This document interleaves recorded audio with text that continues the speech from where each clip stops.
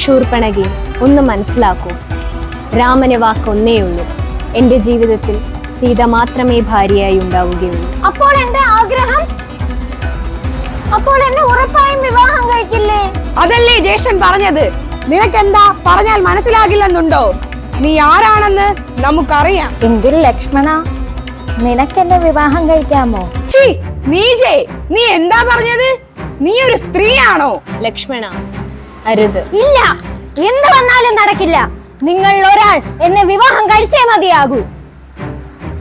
ശൂർപ്പണകെ, ഇവിടെ നിന്നും പോകൂ. ഇല്ല, എന്ത് വന്നാലും നടക്കില്ല.